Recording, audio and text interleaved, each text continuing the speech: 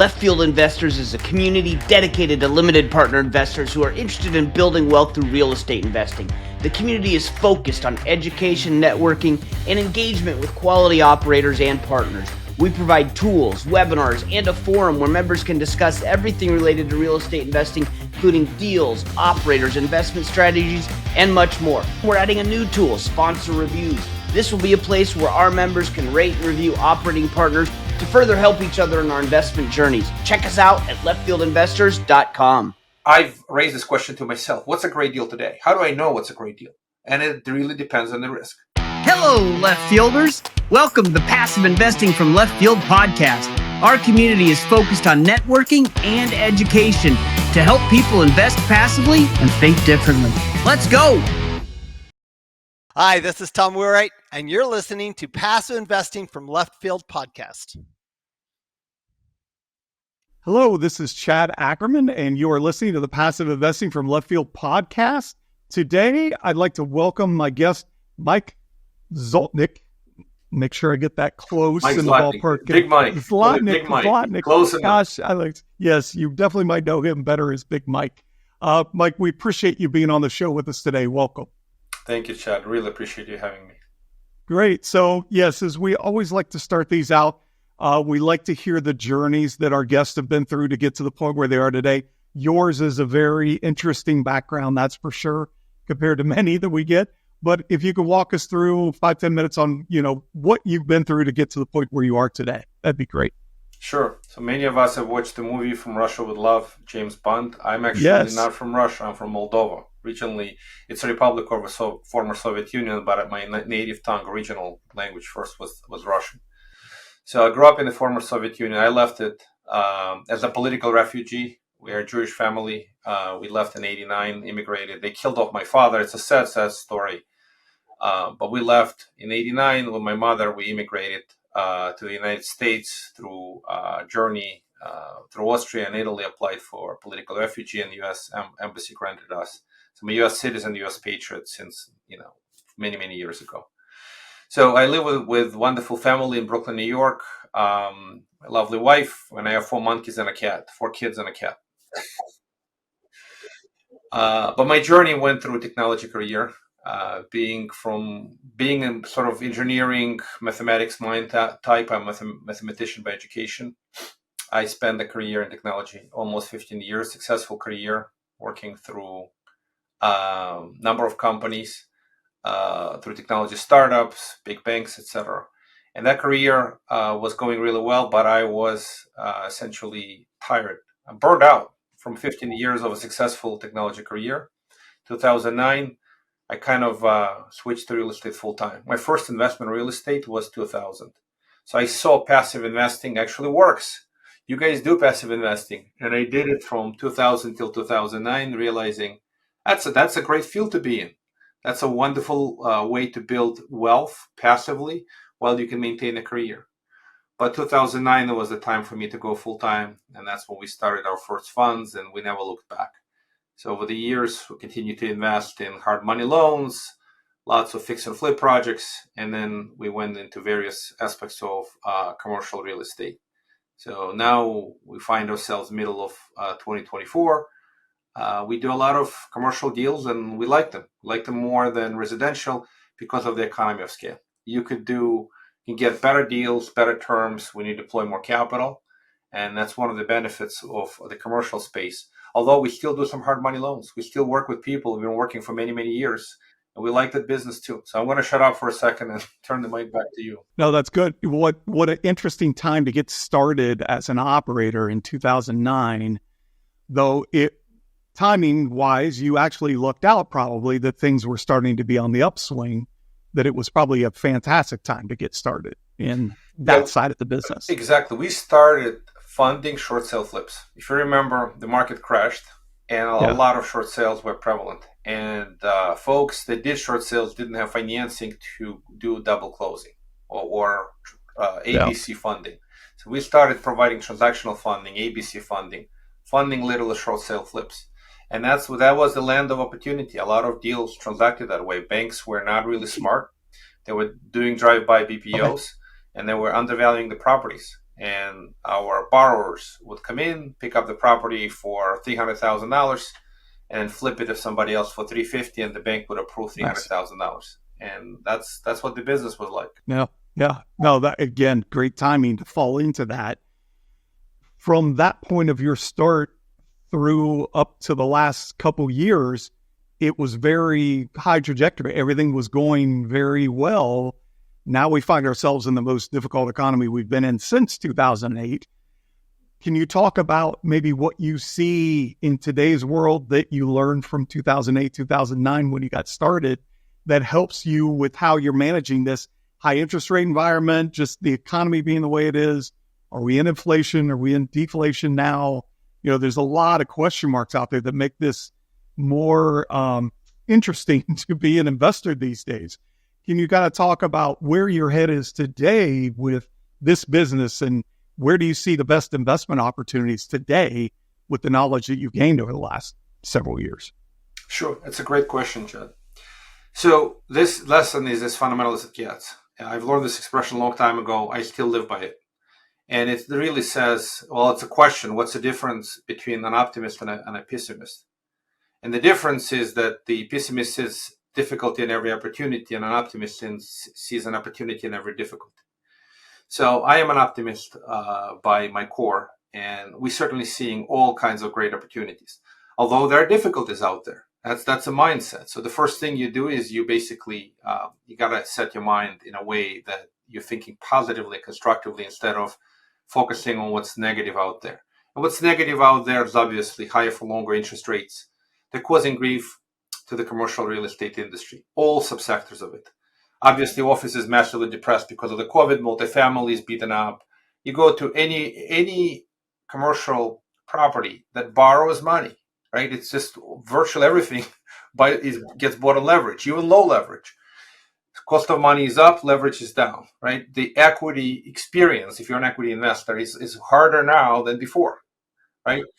So when you look at this, what do you see? You see a number of deals, a number of strategies with great operators and sponsors that are struggling. Now, there are some deals that are solid upside down. And I'm going to say that with all due respect, and this is a battlefield. In a battlefield, you have to do triage. There's certain parts of the battle that you can't win. And you can't win trying to rescue deals that are just so upside down, you got to turn them over to the bank. And some of these deals are happening. And those you just got to leave alone and learn the lessons. The book I'm reading right now, sometimes you win and sometimes you learn. It's a wonderful book. But it does teach you that the life is full, unfortunately, of situations where you wind up learning instead of winning. So those deals, and if you're an investor in those deals, and those deals are not going well and to the point where putting good money after bad is not going to help them, then you just got to let it go. But where the opportunities are, is there are plenty of deals that were bought right and have strong value add work and strategy. They can still complete their business plan and then exit, maybe not now, but let's call it late part of 25 into 26. You got to give it enough time when the market will recover. If you invest now and you invest through the right strategy, you can actually benefit tremendously. So what is the right strategy today? And call it rescue and recovery capital. There are other opportunities, but I'm just bringing this up as we see quite a bit of it, where there are existing, call them a war fee. I use the word war fee. It's just, that's a way to describe it. Sponsors and projects that are justified. You can underwrite and you can see that the last money in that you're putting in, that mass financing money, the rescue capital, comes in the right place on a capital stack. It comes in between primary debt and previously invested equity capital. And it's in a safer position. And it's called it debt. But you can still get return as if you were equity. You can get equity-like return without equity-like risk by doing mass debt. So we're doing quite a bit of this, and we see this as a phenomenal opportunity for the next couple of years. There are other ideas, but if you ask me what's happening right now, what are the great opportunities?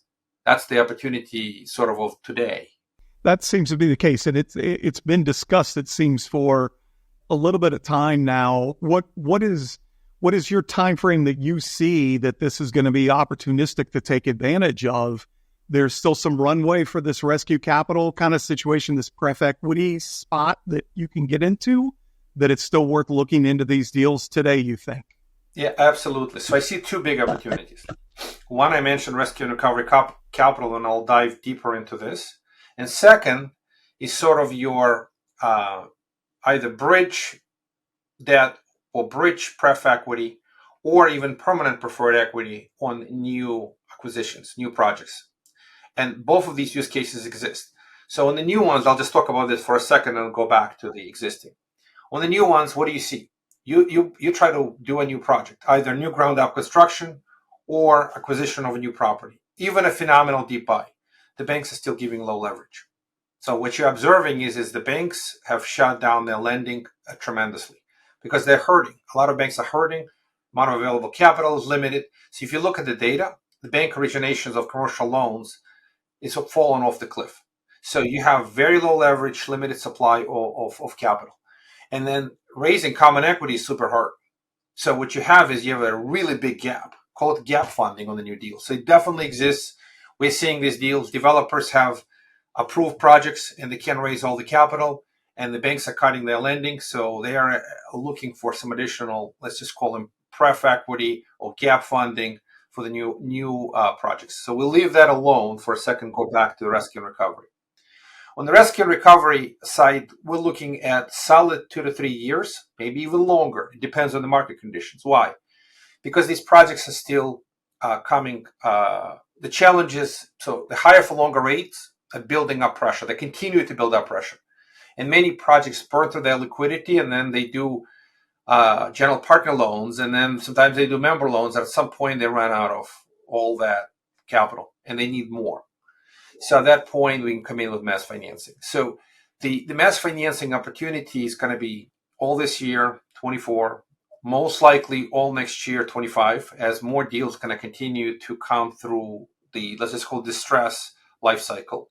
Some of them will be foreclosed. Some of them will be not foreclosed, but kind of surviving. So 2 to 3 years, easy to see. And then what happens from there, if the money comes right back, I think new deals funding will continue to be really, really open for multiple years ahead until banks really loosen up lending. So it used to be 80%, sometimes 90% loan to cost loans from banks. Today, it's 60%, 65%, in extreme cases, 70s. It's such a wide range that the mass trench is still needed on many of these projects. Even if you're buying deep, the bank is still not going to get aggressive and write you a 90% loan to cost check or 80% loan to cost. Even if you're stealing the deal, you're getting at a ridiculous price. They just don't do it. They appraise the property and they appraise it based on a purchase price or maybe appraised value. Appraised value may come in above the purchase price. They'll still use the purchase price as the V in the LTV and just give you 70% of that in the best case scenario. Interesting. Yeah, it is a difficult time to really.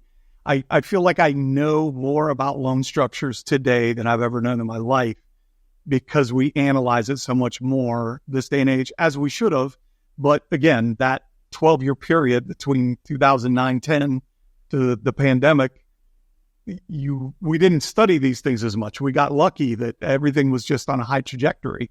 Now, hopefully, everybody's getting more knowledgeable about all these spaces to make better decisions going down the road. But I like what you're talking about. I like that the velocity of that is much quicker too, because usually you're coming in later in the deal that you can get your money back quicker than you would in a 5 to 7 year hold, because you're rescuing a lot of what is going on. They're building their strategy back up and being able to implement that. I like that timeline for really getting to the debt side of things too. So. Yeah, and I'll add one quick comment on that. So most of the loans we're doing are 2 to 3 years. We're not designed to stay for long term. So it's not a 5-year hold. You're coming into with the finite. And the reason we like, by the way, debt is it has a finite maturity. If you're coming as preferred equity and the deal needs more time, the sponsor can call you and say, we're suspending distributions on preferred payments, and we're going to need a little more time. With debt, it's a contractual obligation. If they don't perform, you have certain rights. Yeah, so we definitely like that. But some people loan to own. We're not doing that. What we are seeing is we want to back the right horse and the right jockey to make sure that the deal survives. That's what we want. We want to see a win-win. We don't want to see you lose, we win. That's the philosophy. Have a deal in mind and a group of investors ready to go? Use TribeVest to pool your capital together through a multi-member LLC. TribeVest has streamlined the group investment process, making it easy, quick, and safe to do business with others. Start a tribe and invite your partners to join. Then you can use the platform to collaborate with your partners, pool capital, and manage your joint investments. I'm in 12 tribes myself. It is a great way to learn from others, spread risk, and get into deals at lower minimums. Go to tribevest.com to get started today. Investing in syndications can be a daunting task. Wiring a large sum of your hard-earned money to someone you talk to on the phone for 30 minutes can certainly be scary. How can you be confident in what you're doing? Steve Sue, one of the founders of LFI, just published a book called Avoiding Rookie Errors as a Left Field Investor. 20 lessons learned from 14 years of investing in private syndications. This is, by far, the best book I've read on syndication investing. It's an easy-to-read book, chock full of great advice from Steve's experience as a passive investor. It is a must-read. Whether you're a first-time passive investor or a veteran, go to www.leftfieldinvestors.com/books and click on the link to Avoiding Rookie Errors as a Left Field Investor. If you are a passive investor, you got to read this book. Kind of spinning a little bit, some of your material, you like to talk about the investment cycles that exist for LPs to be paying attention to, the real estate investment cycles. And you mentioned the 4 of them.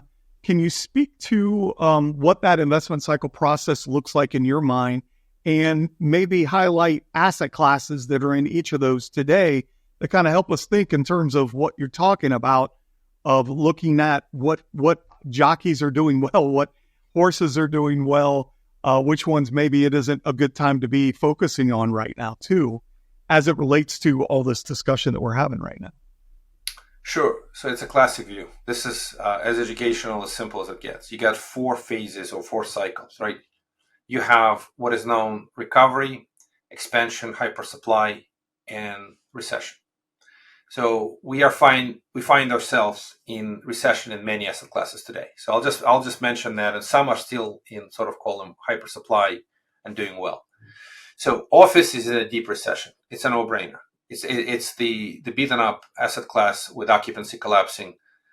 Again, every property is different. You have some really well-performing Class A office properties, newly built, that are just doing fine. But in general, majority it's in a recession. Multifamilies is in a solid recession too. So we've heard the data.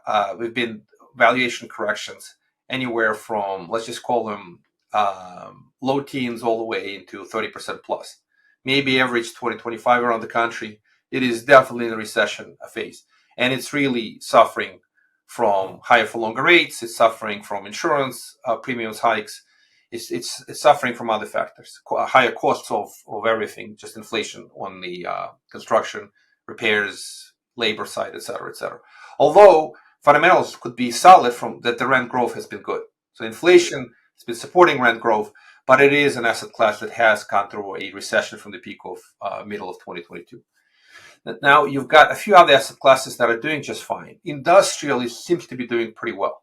Most of the industrial deals we've seen, it's sort of, let's just call them, it's sort of towards the end of the expansion and in the early part of hypersupply. Why? Because we need a lot of industrial properties. With the deglobalization, right, security threats from China, a lot more is being brought onshore, and a lot of more manufacturing, distribution, et cetera, in the United States. So industrial seems to be a very solid asset class that doesn't seem to be suffer from serious oversupply. So not in recession by any means, especially with triple net, high quality tenants. Similarly, you go into the retail. Interestingly enough, now retail is different. Retail is different. I'm talking about open air shopping plazas versus some of the old retail big box retailers. Big box retailers need to be repositioned. Some of them have gone through their recession phase and they're being redeveloped into storage, et cetera, et cetera. Pickleball courts, right? I mean, you've seen all kinds of interesting things happening with the good old retail. But the open air shopping is doing well. Why? Because of limited supply. There's been very few construction projects. And what we do see, weak supply, fairly good demand. Many pure e-tailers, take an example, Warby Parker, eyeglasses online only store. They suddenly open 400 or 600 stores. So you have essentially a mixed strategy. You have the mobile app, you have the website, you have the in-store presence. So retailing is actually doing pretty well. And then the rental rates have been going up. So you have pretty healthy demand and limited supply. As a result, these properties are doing fairly well. We've seen this many projects, and that's as a strategy has worked really, really well. So let's continue into storage. Storage is an interesting asset class. With storage, we've seen overbuilding in some markets. And multifamily, by the way, is also seeing some oversupply. So that's why multifamily has been really moved fairly quickly into recession, because oversupply, and then you combine that with all other problems we mentioned. Now, storage is an interesting one. In some markets, it's doing really well. It's a recession-resistant asset class, as most of us have called it. But oversupply has happened. Very easy to build another storage facility. Very barrier to entry is limited. So some markets have been beaten up. There've been storage wars, not like the TV show, but the leasing, the incentives for the new tenants to move in. So I would call that asset class into the hyper supply phase, into going into recession. In some markets, it's very, very local, right? So residential. Residential, don't have to talk about it much. You've seen the rodeo. It's holding up really well. Why? Because people are not selling, not getting rid of their 30-year fixed mortgages, right? The low supply is overpowering the weakened demand with higher interest rates. It's a unique story where the residential seems to be doing well. What's going to happen in the future, we don't know. If the rates soften up, interestingly enough, more people may bring properties on the market. So supply may increase by a natural effect of interest rates falling down. This is some really interesting theory circulating out there. But for the time being, it's holding up pretty well. So I would call it, if anything, early part of oversupply. Is it in most markets? Interesting. And I would assume you would agree that geographically, this could be different in any of those asset classes because it does get very specific in some regions. All real but estate. Holistically, yeah. 100%. How do you feel about the conversion asset classes, the motels to apartments or Kmarts to self-storage? How do you feel those play in these spaces, because they're taking an asset class and converting it to something different than it was planned for originally? Do you see value in that process? For sure, there is a theoretical value. The big question becomes how well you buy today. So we've seen conversions from hotels to motels to multifamily having run into problems for the reasons of floating rate debt. So floating rate debt is squeezing pretty much any value add project that just borrowed with that. And as interest rates spiked, these projects were all designed for fast convert, sell. So if you convert, now you're sitting on floating rate debt.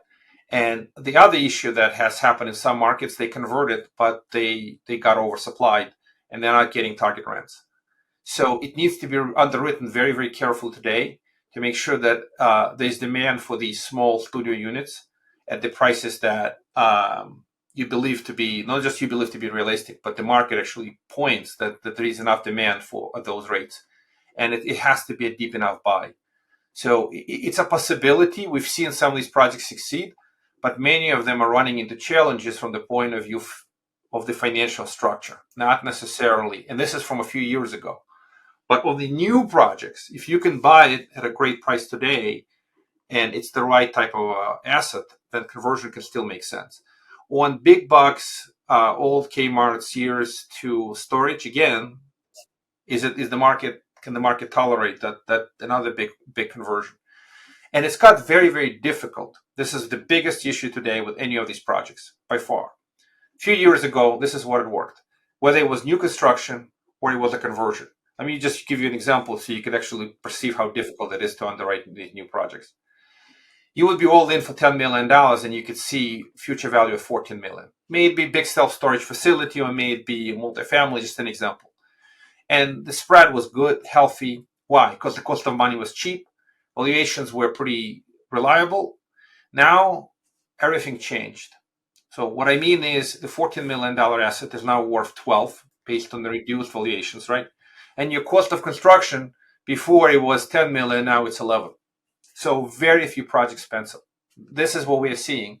People coming forward with projects, they're asking for some even bridge capital on these deals that they can't raise enough equity. And when we find out they overpaid for the land, and then their future valuation of what price they're going to sell it at is still based on the good old numbers from 2021, 2022 when the rates were low. So it all depends on your view of the world. If you think the rates are here to stay at this elevated level, then you can't fund any of them. You're done. At that point, the method doesn't work. If you believe the rates will come down, then maybe you could actually make the numbers work, but it's gotten way harder because of that high uncertainty. Interesting. So I love this conversation, and it's been kind of doom and gloom a little bit, but that is where we are. We are a community of LP investors, understanding all that we've talked about today of where the current state is. What advice would you give an LP investor around how to avoid the shiny objects that are out there right now, how to find the good deals in the mess of some deals going foreclosed and going under, some deals, maybe not penciling correctly, but they're trying to force things. What advice do you give around not chasing shiny objects at this point and being conservative with your investments? Yeah, Chad, it's a great question. So the best way to think about this is how can I deploy the capital today, regardless of what I did 2 years ago. So if you're thinking to rescue a project that you invested in the past, think twice. If it's a worthy project, then yes, you can consider, but consider doing it not as a capital call, only as mezz debt. So anytime you're hearing capital calls or other ways sponsors try to raise capital, shine away, at least in my observation, with a few exceptions. With what I do like is obviously mezz financing. Today, we are all in on this strategy. We love this strategy. The strategy is incredibly powerful, and the risk-adjusted return on the strategy is superb. So obviously, if you're looking to deploy fresh capital, figure out who is the jockey that you like and the strategy and what assets they're working on. And don't be shy. Ask the question, hey, show me what you're investing in. Show me the LTV. Show me what are you lending at? Actually show me these deals so that you could either participate in an individual deal, or if you're looking into a fund, look at the composition of the fund assets, right? And you can get pretty decent confidence that this fund or this individual syndication has a really strong risk-adjusted return. Of course, there's risk in everything, but you can get returns today in mezz financing, let's call them in the mid to high teens, after all the fees to the sponsor or fund manager, etc. So I certainly think that that's a very, very powerful way to deploy. On the new deals front, we are actually beginning to discuss some of these deep buys. And these are not easy questions, of course. I've raised this question to myself. What's a great deal today? How do I know what's a great deal? And it really depends on the risk. And we're literally looking at 2 live deals right now. One is essentially a core plus deal with value add like returns. So risk level is fairly moderate, light, and it has pretty good returns. And they're getting low leverage, fixed rate debt, all kinds of defensive characteristics. So I would look at all those things. I know your group analyzes this to death. So absolutely. And I'll say one thing about the fixed rate debt. Very, very important point. And I've brought this up multiple times that people overthink it. So fixed rate debt is a safety mechanism, especially if you are very nervous that the rates will go up. But if the rates will come down, right, the fixed rate debt can actually work in the reverse direction. You have heavy prepayment penalty. So be very, very mindful on the loans that have really long term and significant prepayment penalty. Then you're stuck in the deal for a long time because of yield curve maintenance, right? You've obviously heard of that. So I would certainly look at the deals. If they have a fixed rate debt, what are the prepayment penalties? Can they exit a little early if the rates fall down? But at least low leverage, very well understood income streams. Is this a mixed use with great commercial tenants, retail tenants, or is this multifamily? How do you know you're actually going to be able to push the rents up? That conversation has been out there for a long time. So I certainly see the opportunities in some of these already distressed seller situations. So the deals we're looking at, for example, it's a publicly traded REIT that has to sell because they can't raise liquidity anywhere else and they got to support the problem projects. So situations like this could be already good deals today. Another area of opportunity is, of course, deep buys. So deep buys are the projects that there's a failed operator. They basically fail financially, occupancy below the target, value add work is not succeeding. The bank is taking the asset. So it's either cooperative transfer from the seller to a new buyer or bank foreclosure. So if you can get into those deals at the right price, and they have significant lifts, just to be very clear, this is not a walk in the park, low risk deal. So you have to be aware it's a value add deal. But what are the target returns that should be attractive today? People tell me, well, the cost of debt is so high, I can't get any returns to be above 20%. It's very hard. Well, you're not buying it deep enough. That's the logic. So today, I'm not saying anything. It all varies, right? You can play the numbers and make the numbers look pretty.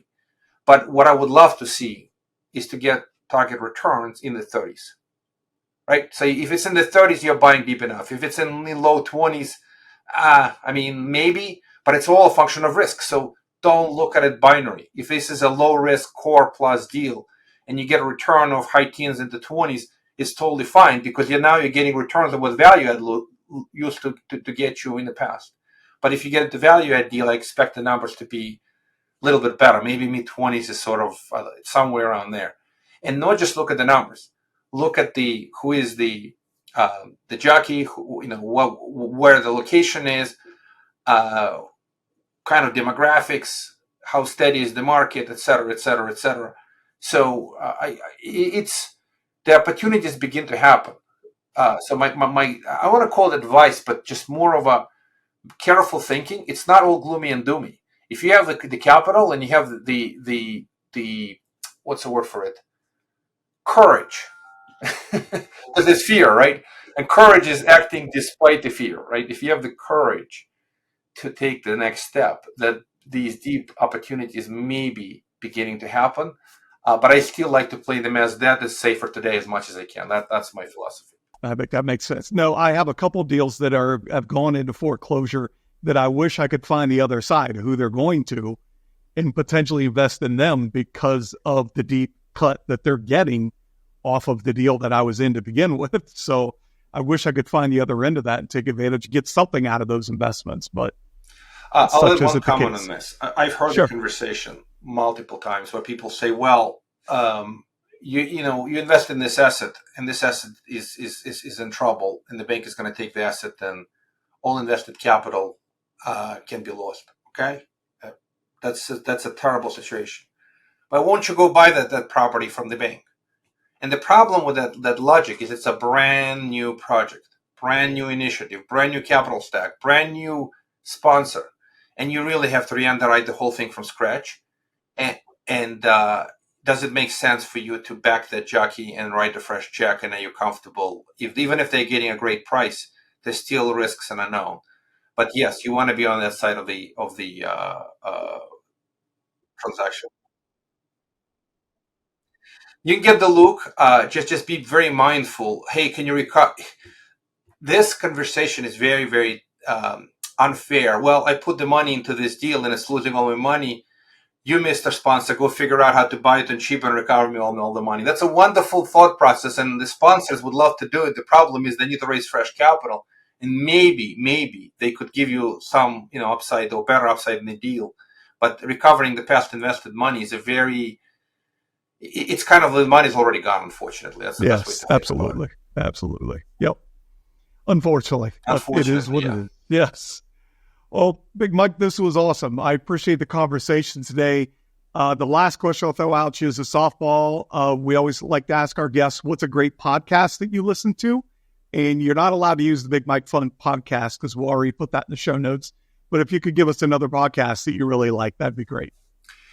Yeah, I'm a little biased. I've been in this community for a long time, and he's a close friend of mine, David Phelps. He runs Freedom Founders, and it's a blueprint podcast for dentists, and many investors, doctors, dentists, and actually other professionals have gone through the community.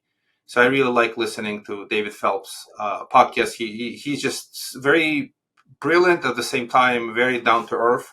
So it's a very simple. I don't know if anybody ever recommended him, but I certainly recommend. No, I don't think so. I'll have to look that one up. That's interesting. Always like to get a different perspective anyway. Yeah, freedomfounders.com. I think it's called. It's a Freedom Dentist Blueprint podcast. It's kind of it's focused on dentists, but it's not this. Fundamentally, it's actually great for passive investors. Honestly, good, just good. So very good. We'll check it out. In that respect, how can listeners get a hold of you too? Could you share your contact information with us? Sure, it gets pretty cheesy, but pretty simple. It's a catchy name. People recommended it to me many years ago. That's why I'm called Big Mike. So people call me Big Mike forever. So I have a bigmikefund.com. This is my podcast, bigmikefund.com. But if you misspell it and you forget the D at the end, just bigmikefund.com. I promise it's not a kinky site. Thank you for that. Very good. Well, Big Mike, I really enjoyed the conversation today. Thank you for coming on with us. Thank you, Chad. I appreciate it.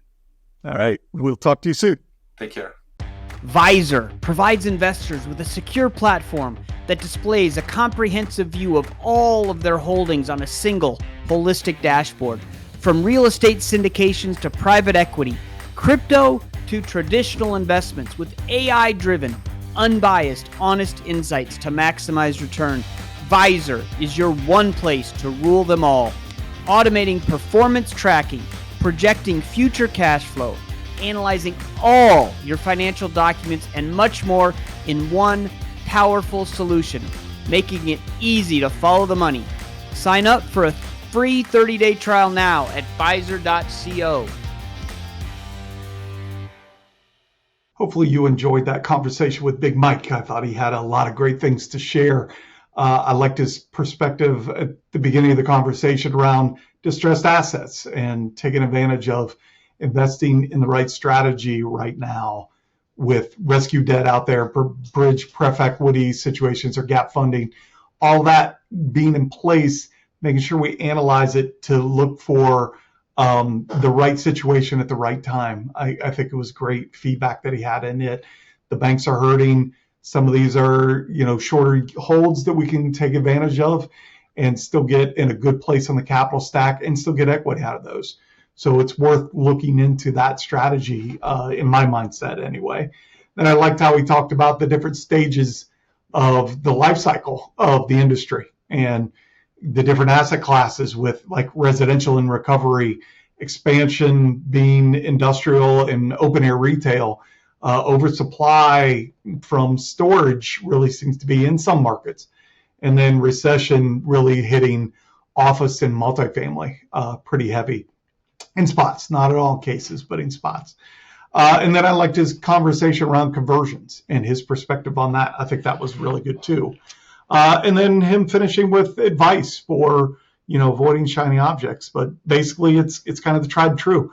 Do due diligence, ask the questions of the operators, make sure you're understanding what the deal is structured as, pay attention to the risk levels and focusing on the debt structure. And you really need to analyze and decide if fixed rate debt or variable debt is more appropriate at this point in time. And that, there isn't a clear answer on that probably, but understanding how the deal structure is going to be important for those aspects though. And then make sure the operator can implement their strategy, make sure they can follow through. But ultimately he loves that deep buy situation right now that exists because of all the foreclosures that are popping up, which I think is a great strategy to go look for. But hopefully you got some good tidbits out of this as well, and hopefully you enjoyed the episode. Thanks for hanging out in the left field with us today. If you're interested in becoming a left fielder, you can find us on the World Wide Web at www.leftfieldinvestor.com and click the subscribe button to join our community. If you enjoyed the podcast, please subscribe to the show on your podcast player so you don't miss an episode. If you really enjoyed the show, a review on Apple Podcasts or wherever you listen to podcasts would be appreciated. This show is for entertainment purposes only. Nothing said on the show should be considered financial advice. Before making any decisions, consult a professional. This show is copyrighted by Passive Investing from Left Field and Left Field Investors. Written permissions must be granted before syndication or rebroadcasting.